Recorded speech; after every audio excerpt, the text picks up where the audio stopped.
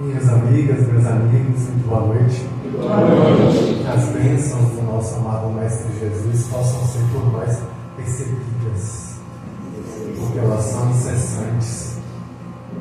Nós é que ainda figuramos dificuldades em percebê-las. Nós é que ainda somos ignorantes de discerni-las. Mas as bênçãos de Jesus estão conosco sempre, o tempo todo. Cabe que nós abramos os olhos e as mentes para percebê-las. O espírito Irmão X, que na verdade foi Humberto de Campos, pela psicografia abençoada de Francisco Cândido Xavier, nos traz obras fascinantes, dentre as quais eu trago aqui o capítulo 27 do livro Luz Acima. É um capítulo cujo título é Tudo é Relativo. Tudo relativo, melhor dizendo. Irmão X nos conta que uma determinada entidade espiritual vem, através de uma reunião mediúnica, falar sobre a residência espiritual que dispunha no momento evolutivo em que se encontrava. Mas Rafael, um grande estudioso e verdadeiro conhecedor, ele era realmente uma pessoa extremamente inteligente, mas de uma forma um tanto quanto zombeteira, respondia a ele: casas no mundo espiritual? Ora, só faltava essa. E aí o Espírito então começa a falar sobre as relações sociais que ele dispunha lá no plano espiritual, a forma de organização social, as interações. Rafael ouvia aquilo e falava de maneira jocosa: sociólogos do além. Era só o que faltava. Ele então vai e conta que gostaria, o espírito, de reencontrar a esposa há muito, saudoso dela, porque havia desencarnado e deixou sua esposa, mas que aguardava pacientemente o momento correto em que ela poderia reencontrá-lo no plano espiritual. Ao que Rafael, ouvindo aquilo, dizia de maneira um tanto quanto espirituosa: valha-me Deus, casamento entre espíritos no plano espiritual, a manutenção dos laços terrenos do lado de lá, valha-me, não faz sentido.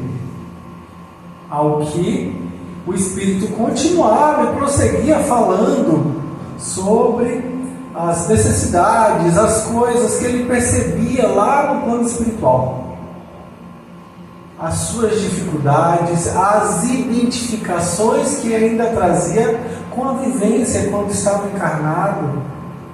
Ao que Rafael ouvia e dizia: ora só, não bastasse termos corpo quando encarnados, temos também corpo agora no mundo espiritual? Espírito não é isso.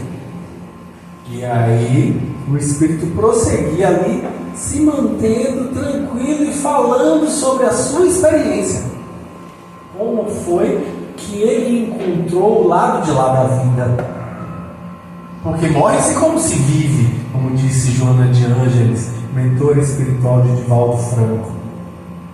E ele então traz o relato do que ele encontrou, prosseguindo a sua existência física, só que com uma outra roupagem, uma outra manifestação dimensional.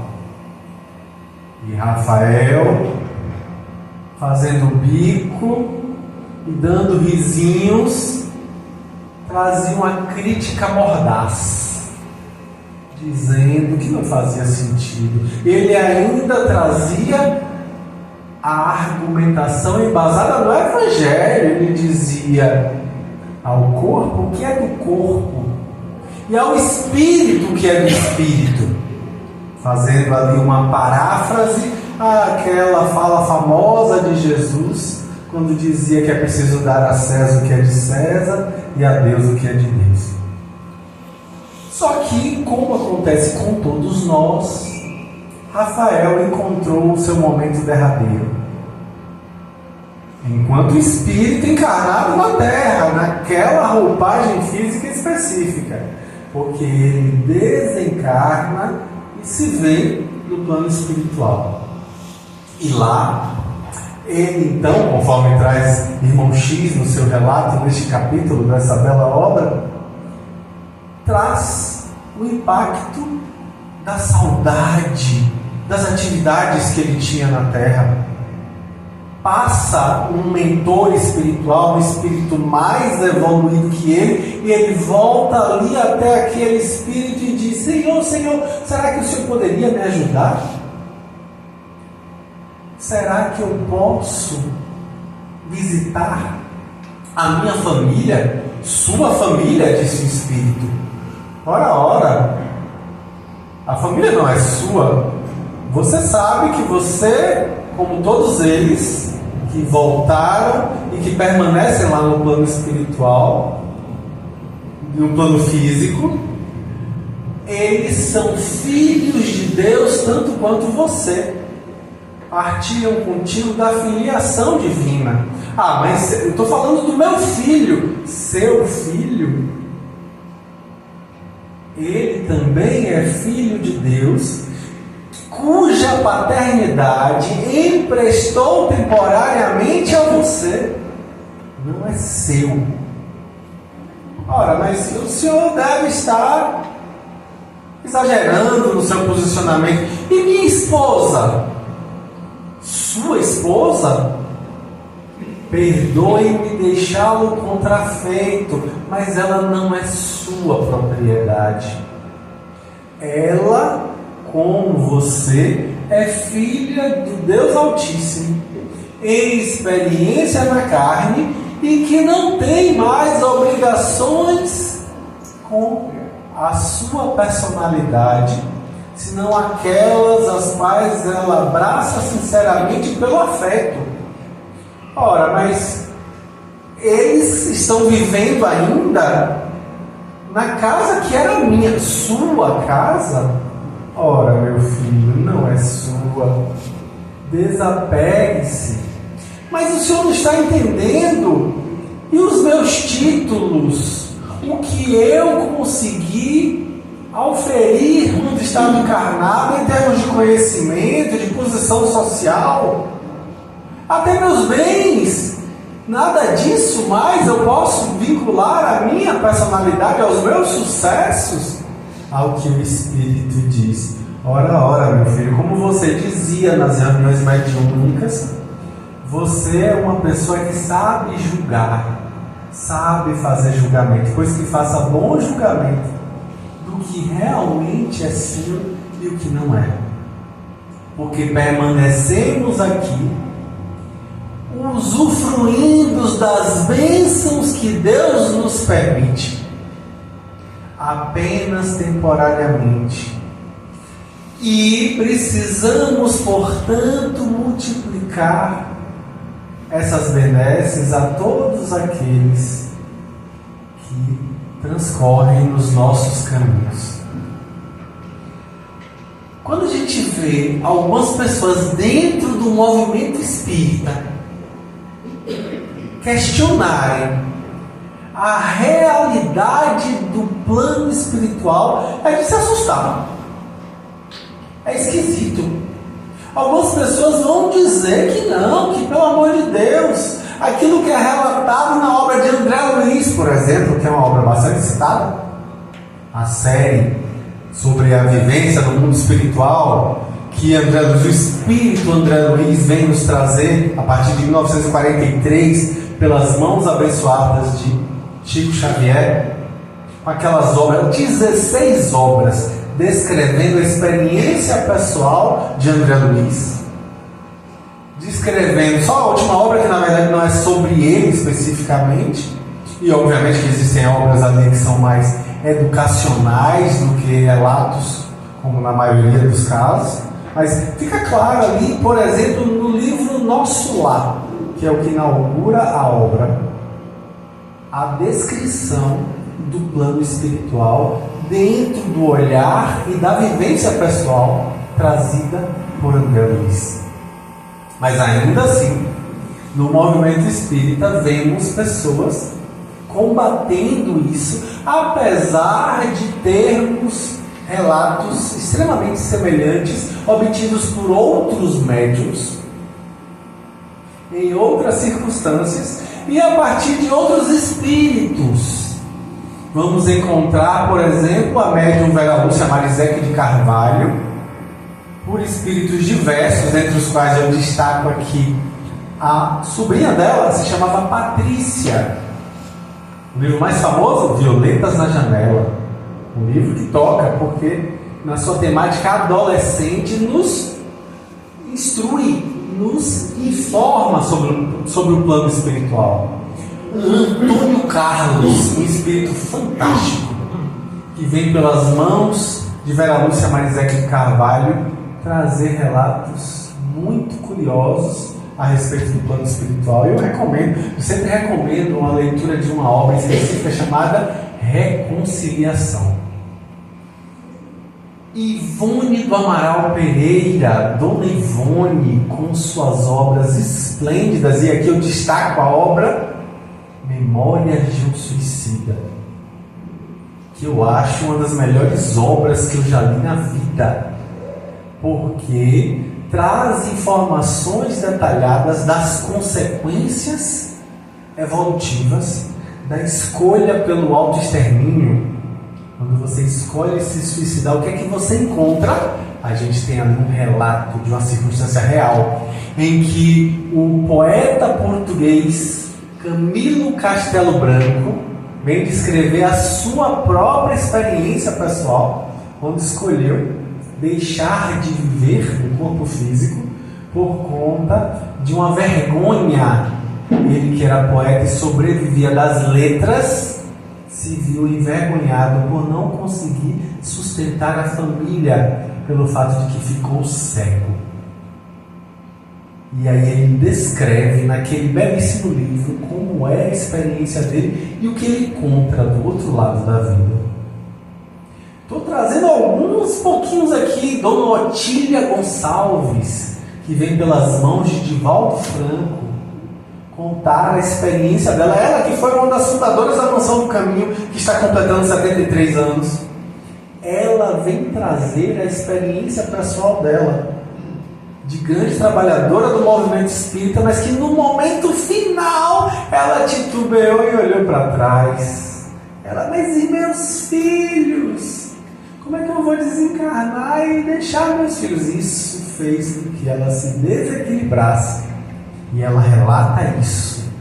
Ou, por exemplo, o espírito Irmão Jacó, que na verdade é o pseudônimo de Frederico Figner, um dos diretores da Federação Espírita Brasileira, que se tornou espírita após uma viagem a Belém do Pará, onde ele teve a oportunidade de presenciar uma sessão mediúnica de materialização da sua própria filha recém-desencarnada. Ele, que era materialista, ateu convicto, se torna espírita. Volta ao Rio de Janeiro, onde ele morava, trabalhava na indústria fonográfica. Ele trabalhava com discos, música. E aí resolve se tornar espírita, um grande pesquisador, e traz o seu relato de como foi o momento da desencarnação dele, no livro Voltei, um livro esplêndido que faz uma diferença enorme. E isso eu estou trazendo alguns poucos relatos, porque são inúmeros. A obra de Manuel Filomeno de Miranda, pelas mãos de Divaldo Franco, é fantástica, com tantos relatos interessantes, especialmente a respeito do tema obsessão espiritual. Tema crucial, interessantíssimo, Ontem eu estava substituindo o José Medrado no programa Sintonia da Rádio Metrópole, falando sobre a obsessão espiritual, justamente pelo fato de que no sábado eu havia sido entrevistado no jornal Correio da Bahia, falando também sobre a obsessão espiritual por conta do impacto da reprise da novela que está passando, atualmente, do espírito Alexandre, o famoso obsessor. Então, falar sobre a obsessão espiritual. E Manuel Filomeno de Miranda é quem vem clarear o assunto, trazer uma grande perspectiva, amplificar os nossos olhares a respeito disso. E aí, quando a gente percebe que os espíritos em diversos locais diferentes, trazendo informações semelhantes, isso é interessante, né? Se a gente abre o livro Evangelho segundo o Espiritismo no início, a gente vai ver ali na introdução, no começo da introdução tem uma parte chamada Controle Universal dos Ensinos dos Espíritos. O que é isso? Kardec não tomava como verdade a opinião dos espíritos, porque a gente desencarna e mantém as opiniões que tem, ou mantém as crenças, e isso influencia a nossa forma de encarar a realidade. Por conta disso, mantemos as nossas ignorâncias, as nossas crenças, e com isso podemos ter crenças e opiniões desembasadas. Não é porque você morreu que você passa a saber a verdade. Então, se um espírito é entrevistado em uma reunião mediúnica, ele vai trazer a opinião pessoal dele. Não é a opinião de todos os espíritos. Isso é importante a gente dizer, porque tem muita gente por aí dizendo: Joana de Ângeles falou tal coisa. Claro que a gente deve dar crédito a muitas das coisas que Joana de Ângeles traz, mas sendo bem kardeciano, a gente vai tomar aquilo como opinião de Joana de Ângeles até o momento em que outros espíritos confirmem aquela tese levantada por Joana de Ângeles. Isso é o que Kardec assim, esclarece. É o que Kardec nos traz ali como o roteiro. Ele roteiriza, ele traz a diretriz. A palavra que estava faltando era essa: diretriz. Qual é a diretriz? Você vai pegar a informação que o Espírito deu e vai comparar com as informações dadas por outros espíritos através de outros médiuns. Era isso que Kardec fazia com as irmãs, as médiuns irmãs.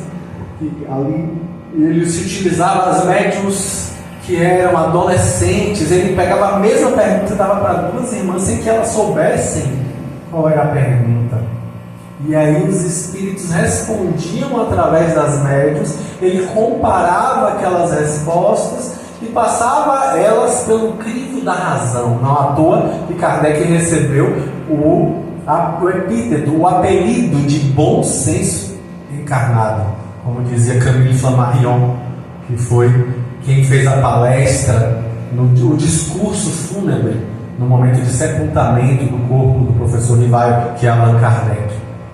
Então, como bom senso encarnado, ele nos dá essa diretriz, é a opinião do Espírito. Mas aí, quando a gente percebe que vários espíritos, através de diversos médiuns diferentes, confirmam as informações trazidas, e é bom lembrar que antes mesmo de existir espiritismo, já tínhamos relatos mediúnicos a respeito do plano espiritual. Um médium famosíssimo chamado Emanuel Swedenborg, que a gente fala Swedenborg, também está valendo, não tem problema nenhum. Swedenborg trazia isso, o relato das cidades espirituais, de como eram as cidades espirituais. Joana d'Arc, que é bom lembrar, é a reencarnação de Judas Iscariotes. A gente ainda não aprendeu a mensagem de Jesus, né? Todo sábado de aleluia o povo ainda queima o Judas. Só que Judas já evoluiu, já se arrependeu do que fez, já evoluiu espiritualmente, ultrapassou as suas dificuldades, e a última encarnação que se tem notícia dele na Terra, ele se chamava Joana d'Arc. Pois é ela. Foi queimada viva na fogueira, acusada de bruxaria. Por quê? Porque ela era uma médium extremamente potente em termos de capacidades mediúnicas. Ela inclusive relata que via o espírito São Luís, que é o rei Luís IX, que desencarnou no ano de 1270 na França, que para os franceses é algo como o nosso Bezerra de Menezes aqui do Brasil. É um espírito que auxilia a coletividade da França, como o Bezerra faz com relação aos brasileiros. Pois bem, ela via São Luís, ela via Santa Margarida, e ela descrevia, e aí perguntavam a ela: mas você vê eles nus ou de roupa? E aí ela responde: você acha que Deus não teria vestes para cobrir as vergonhas deles? E é exatamente isso, esse é o ponto. No capítulo do Laboratório do Mundo Invisível, do Livro dos Médiuns, lá na parte 2, capítulo 8, nós vamos encontrar Kardec explicando as vestes dos espíritos, as coisas que os espíritos portam, muitas vezes se fazendo visíveis em reuniões mediúnicas de materialização, por exemplo, ou reuniões mediúnicas em que médiuns videntes conseguem enxergar o espírito. E é por isso que a gente vai entender tantos médiuns descrevendo circunstâncias que a gente fez assim: meu Deus, o espírito vem com essa configuração. Quantas reuniões mediúnicas eu já participei que o espírito vinha com um punhal, uma faca cravada no perispírito e dizendo: eu estou aqui com a faca, falando, dramatizando através do médium.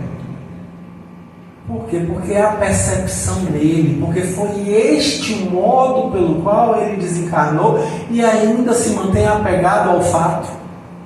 E por conta disso, descreve dessa maneira. Lá no livro Céu e Inferno, a gente vai ver, né? Uma situação dessa. Está lá no Céu e Inferno, segunda parte, capítulo 6. O espírito de Castelnaudary, que é o que? O espírito vem, aparece com a roupa ensanguentada e com um punhal na mão. Aí é importante a gente perguntar: mas como assim o espírito ensanguentado? O espírito sangra? Cadê o sangue do espírito? E esse punhal é o quê? Pois é, a gente sabe que os espíritos se utilizam de capacidades ideoplásticas. O que é isso, Danilo? Ideoplastia é uma característica dos fluidos nos quais nós estamos imersos. Kardec afirma lá no livro A Gênese, no capítulo 13 e 14, que nós estamos agora, por exemplo, imersos no plano espiritual. O plano espiritual nos circunda. Está aqui, nós estamos no plano espiritual, só que nós não conseguimos enxergá-lo. Nós não conseguimos divisá-lo, discerni-lo.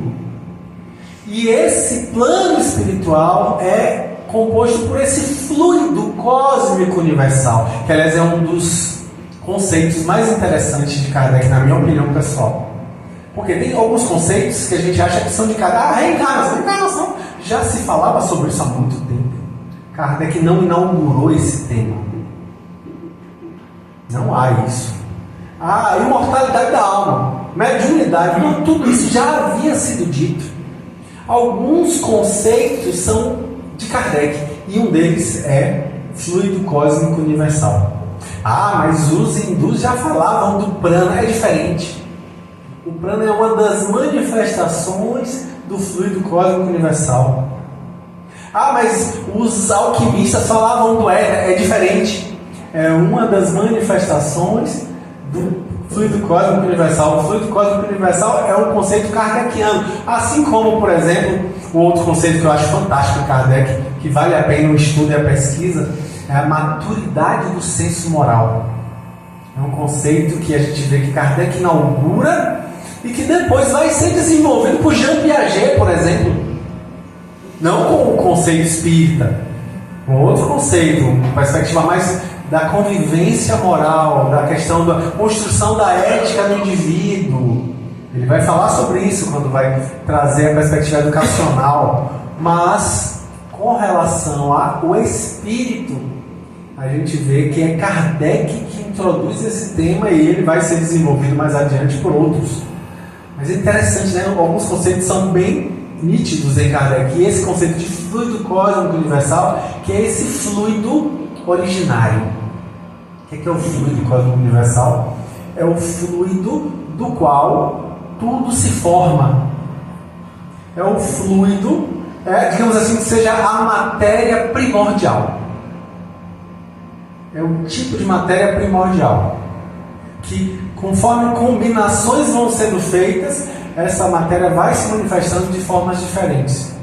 Por exemplo, a gente sabe que o próprio Kardec usa esse exemplo, né? Se a gente pegar 2 átomos de oxigênio, de hidrogênio e um átomo de oxigênio, teremos água. Só que oxigênio é uma coisa completamente diferente do hidrogênio. Aliás, é bom lembrar, né? Um é comburente, outro é combustível. Só que você junta e forma uma coisa que extingue fogo, em vez de fazer fogo. E aí, o que acontece? Se você coloca mais um átomo de oxigênio, você vai fazer peróxido de hidrogênio, que é a famosa água oxigenada, um líquido extremamente corrosivo, completamente diferente da água.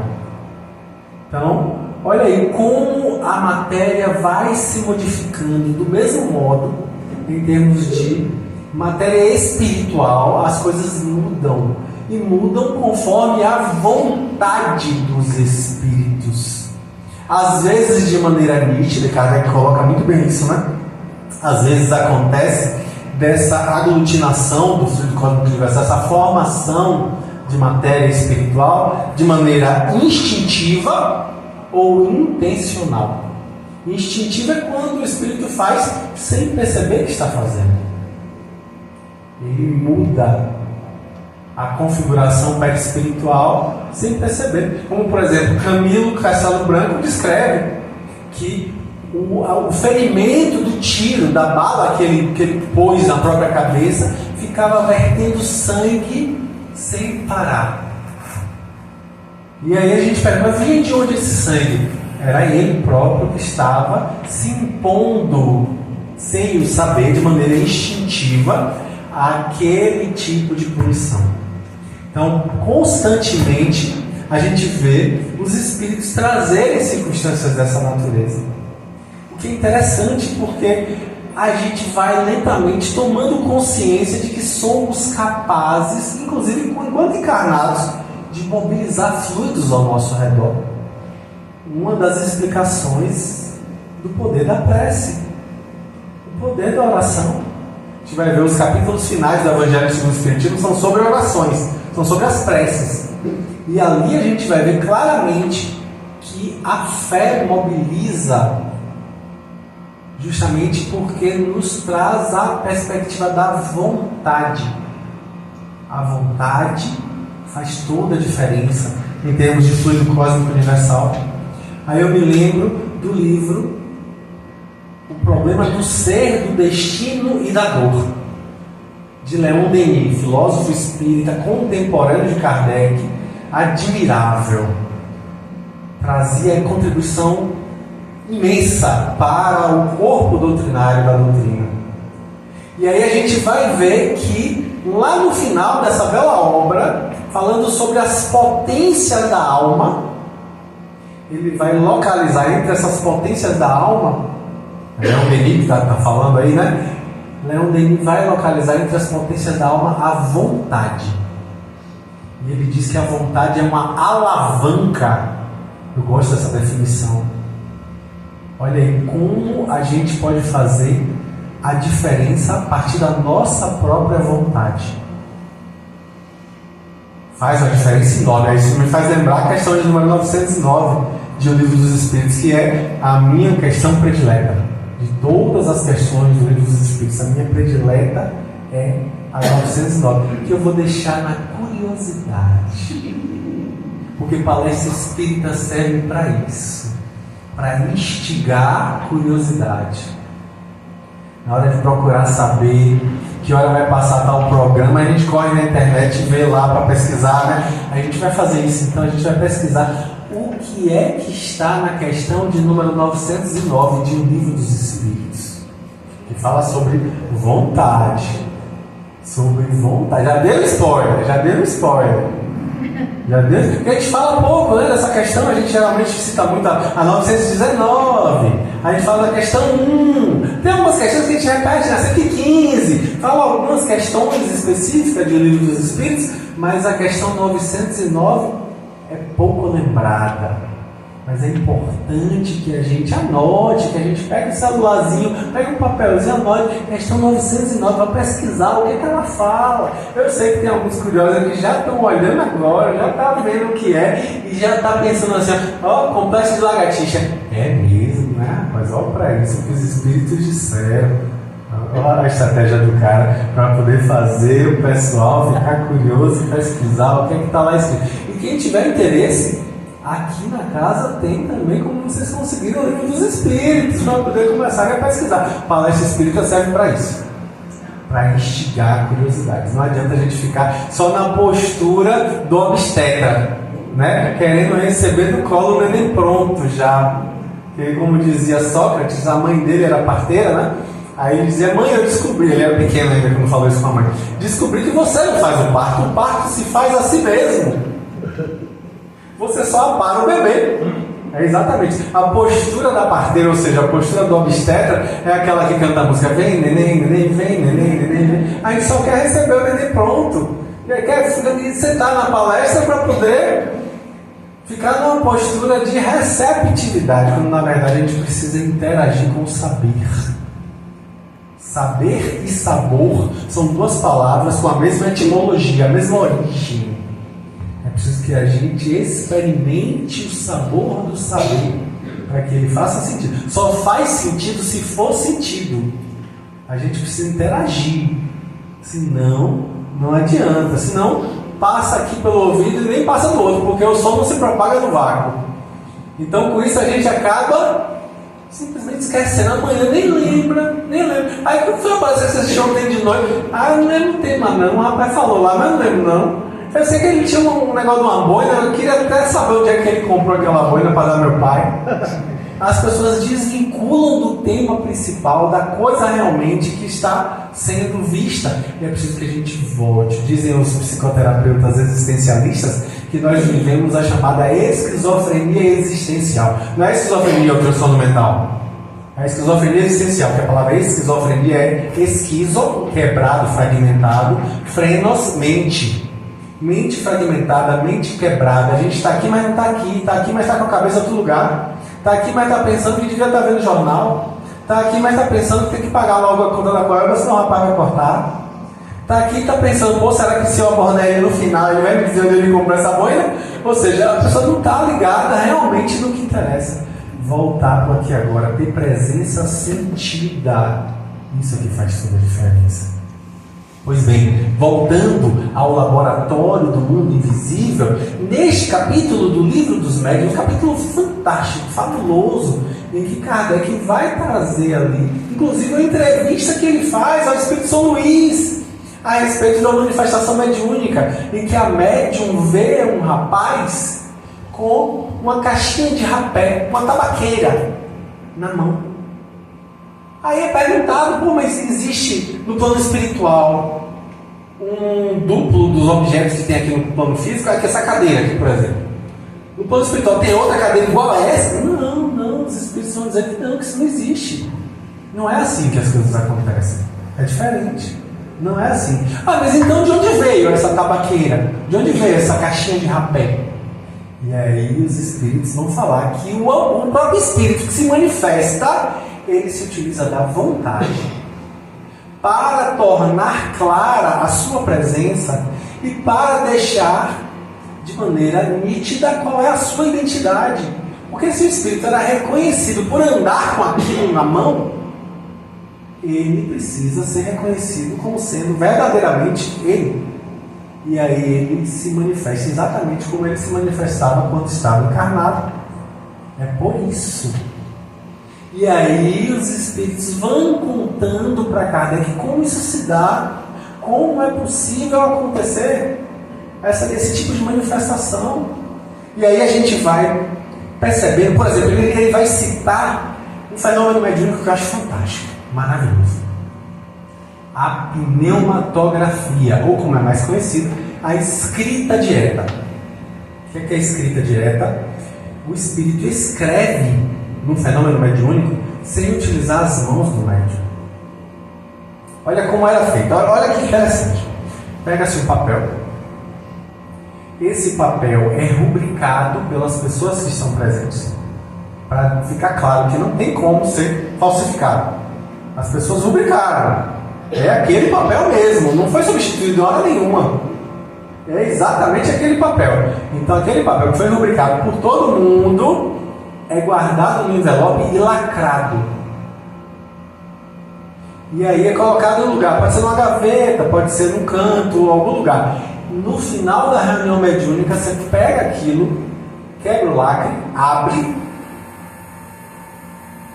confere para ver se é o mesmo papel, porque está lá rubricado por todo mundo.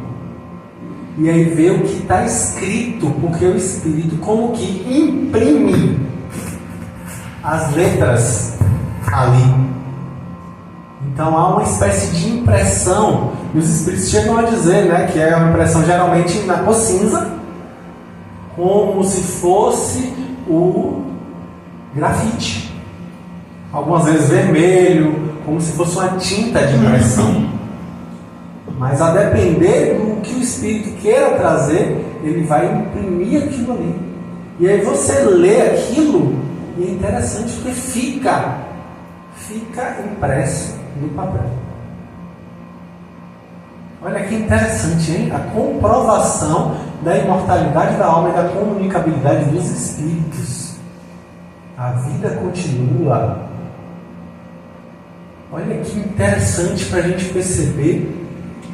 E que consolador isso, saber que as coisas que a gente vivencia aqui na Terra, encarnados, não estão perdidas.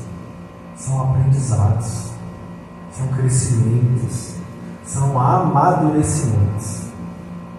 Então, é possibilidade de crescimento para nossas vidas. Então, você pega aquele tipo de fenômeno mediúnico e vai atestar a realidade do plano espiritual. Atestar, não tem como você dizer que aquilo ali não é. Como foi feito aquilo? Qual é a possibilidade de justificar aquilo ali? Se todo mundo rubricou. É o mesmo papel, você vê ali. Você escreve, não, fiz de propósito, uma assinatura diferente. E está lá a sua assinatura do jeitinho que você fez. Então, atestando a realidade do plano espiritual. Aí com isso a gente vai perceber, poxa, então quer dizer que é dessa forma que a gente tem os fenômenos de cura. É dessa forma que a gente tem água fluidificada nas casas espíritas, ou nas nossas casas, quando a gente vai fazer o evangelho no lar, que a gente deixa aquela aguinha ali. E às vezes sente inclusive um sabor diferente, um sabor de remédio. Eu já vi isso várias vezes. Já tive experiências mediúnicas incríveis, reuniões mediúnicas que, por exemplo, eu senti o gosto do sal na água. O espírito de propósito colocou a água salgada para testar a realidade. Já vi água efervescente. Já participei de grupos mediúnicos em que os espíritos conseguiam se comunicar sem o aparelho mediúnico de um médium, ou seja, sem se utilizarem da garganta, da boca de um espírito. Eles falam, chamam as falas diretas.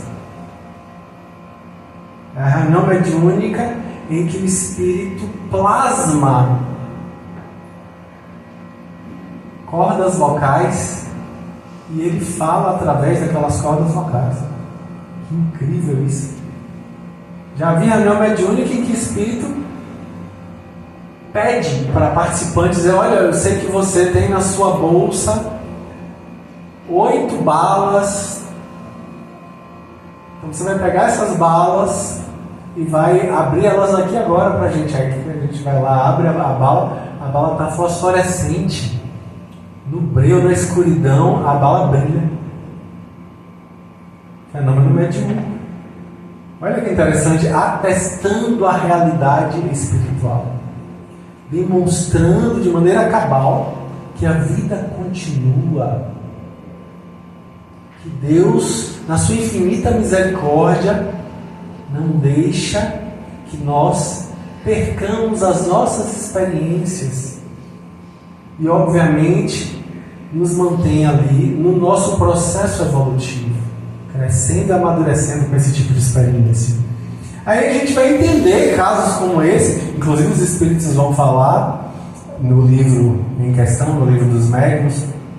A gente vê, por exemplo, a multiplicação dos pães. Isso está lá bem descrito no livro A Gênese. A multiplicação dos pães efetivada por Jesus junto aos seus apóstolos, com aquelas pessoas, aquelas tantas pessoas sentados na relva. Ali a gente vai compreender como isso se dá, a partir da manipulação dos fluidos. Inclusive os Espíritos falam a Kardec, neste capítulo em questão, que esse tipo de alimento traz saciedade, traz a sensação de saciedade para quem se alimenta com ele. E isso vai entender, a gente vai fazer a gente entender o que aconteceu lá com Moisés no deserto, conduzindo a tribo de Israel por 40 anos no deserto. Ele alimentava as pessoas com o maná do deserto, o pão que caiu do céu. Que pão é esse? Fenômeno mediúnico. Aí é que a gente vai compreender como se dá esse tipo de circunstância. A gente vai compreender. E é bom lembrar que o fenômeno de materialização é diferente do fenômeno de transporte, que é uma outra coisa. Por exemplo, o exemplo que eu dei da caixinha de rapé, que o espírito se apresenta dessa forma. O espírito poderia buscar em algum lugar uma caixinha de rapé, desmaterializar e transportar para aquele ambiente e rematerializar. Isso pode acontecer. Isso pode acontecer. Mas não, a gente está falando de uma materialização em que o espírito vai se utilizar do fluido cósmico universal e vai criar uma caixa conforme a sua vontade. Olha que incrível isso, né? Que incrível isso. É diferente da materialização, o transporte. Já vi isso acontecer, por exemplo, com o Medrado, José Medrado, situações em que coisas foram transportadas, flores que estavam no jardim foram trazidas para dentro da Cidade da Luz, num fenômeno mediúnico.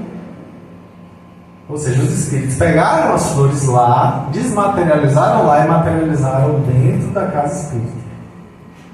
Não foi uma materialização ali. Mas pode acontecer também, como por exemplo o espírito Sheila, irmã Sheila. Divaldo Franco conta essa história de maneira ímpar, maravilhosa. Que ele, certa feita, estava com quase sem voz, em uma reunião mediúnica íntima, e aí o espírito Sheila se materializa e vem com uma espécie de bisturi a laser, conforme ele relata, e faz uma cirurgia na garganta dele ali na frente de todos. Inclusive Arnaldo Rocha, Chico Xavier estava também. Então imagina aí a situação.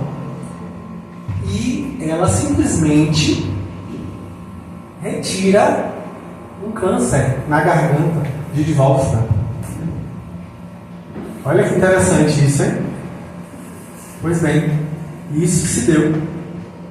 Olha que curioso para a gente perceber a grandiosidade desse tipo de circunstância. Vale a pena a gente pesquisar a respeito, procurar mais a respeito disso, porque isso acontece. E aí Sheila, Divaldo diz assim: poxa, mas como é que eu vou falar sobre isso? Como é que eu vou provar isso? Aí, me dê alguma coisa, irmã, para poder comprovar. Ela então corta da roupa dela, do guarda-pó dela, pedaços do guarda-pó, e deixa com ele. Isso está lá na mansão do caminho, esse pedaço de guarda-pó de irmã Sheila, assim como as flores que ela materializou. Ela materializou flores, as chamadas flores Edelweiss.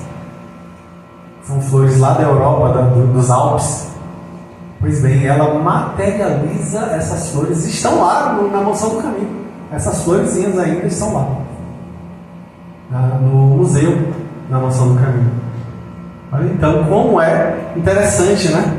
A gente compreender essa perspectiva.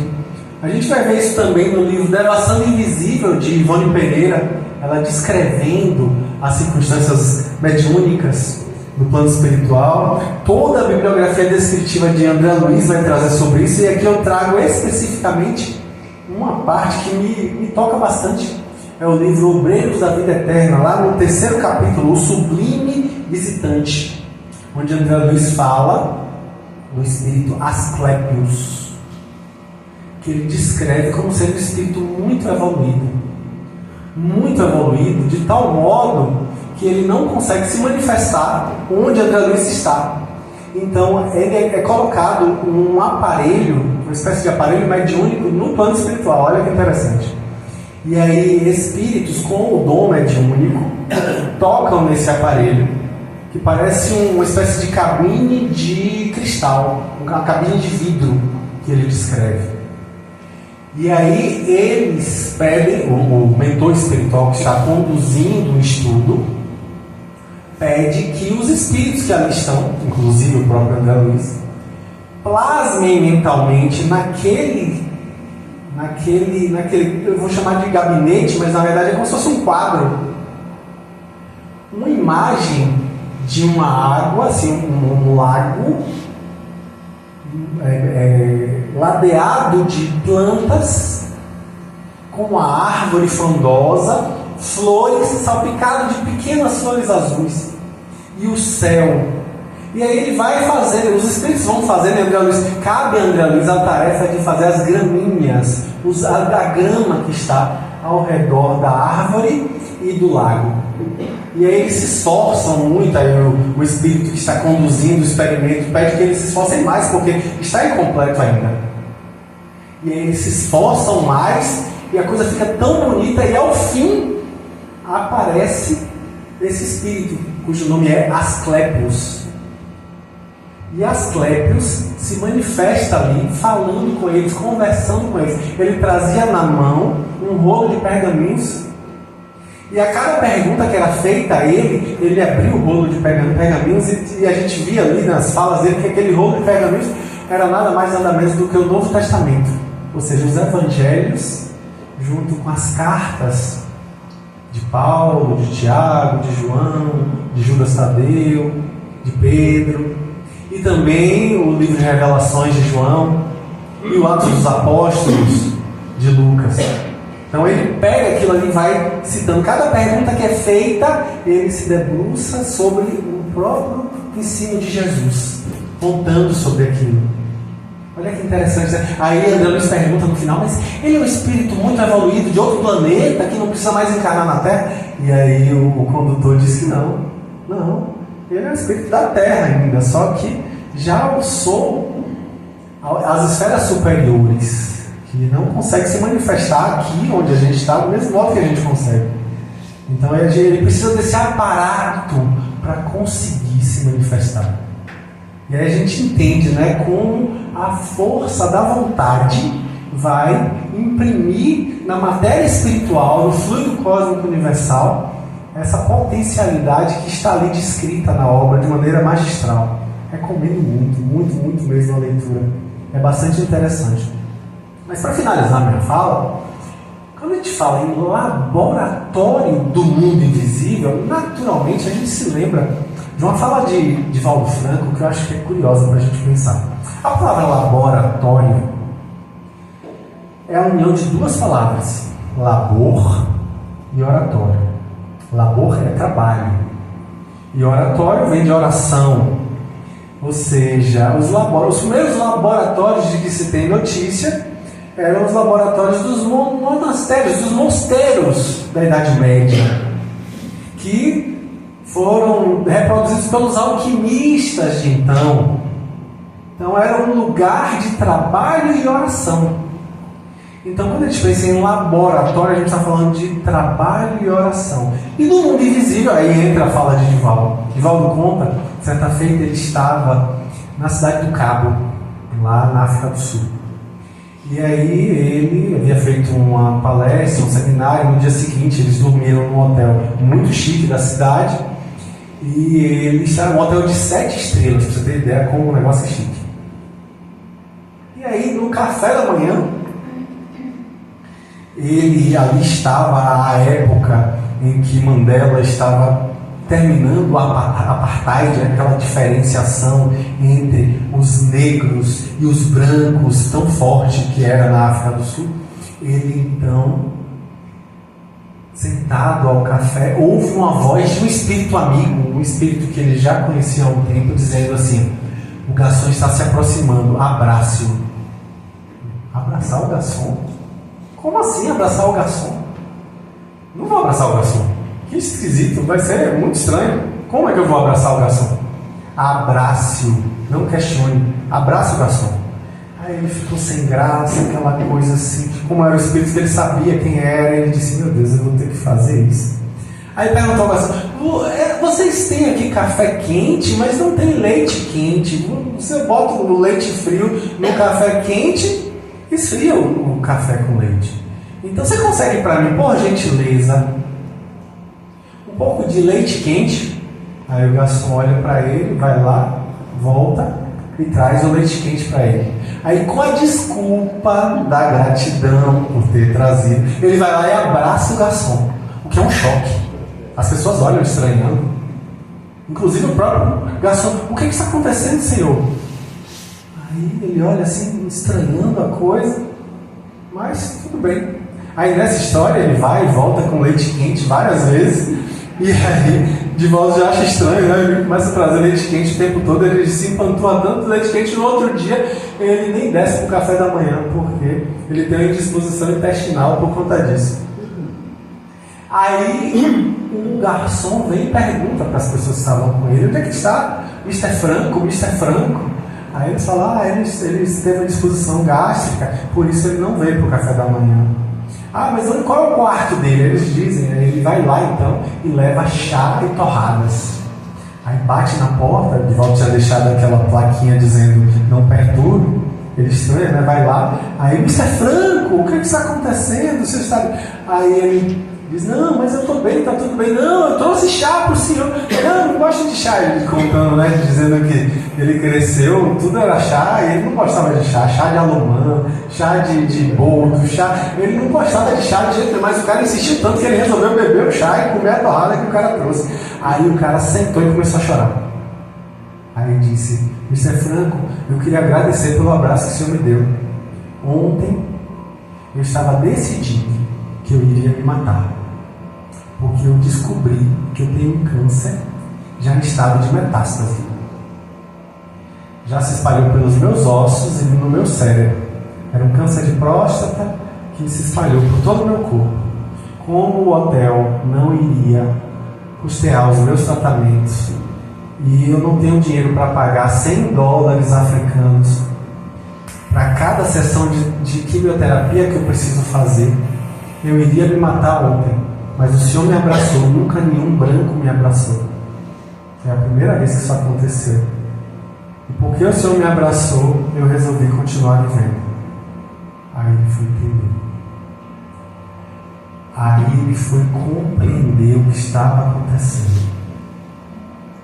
E aí ele providenciou, junto aos que levaram ele para a África e também junto a doadores daqui do Brasil, custear o tratamento daquele homem que teve o seu estado de saúde muito melhorado após inúmeras sessões de quimioterapia, conforme dizia Divaldo quando relatou esse caso.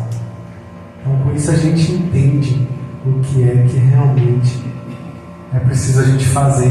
A gente precisa usufruir do laboratório de trabalho e oração para aqueles que são invisibilizados, para o mundo invisível do mundo visível.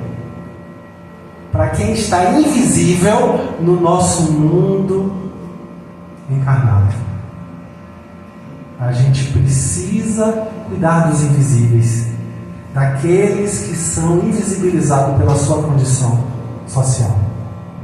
Precisamos amplificar os nossos sentimentos, os nossos corações, para cuidar daqueles que ninguém fala com eles, passam na rua, não fala o gari, é a pessoa que coleta o lixo para o caminhão, é a arrumadeira, é a secretária do lar, é o garçom, as pessoas que simplesmente a gente vê como estando abaixo de nós.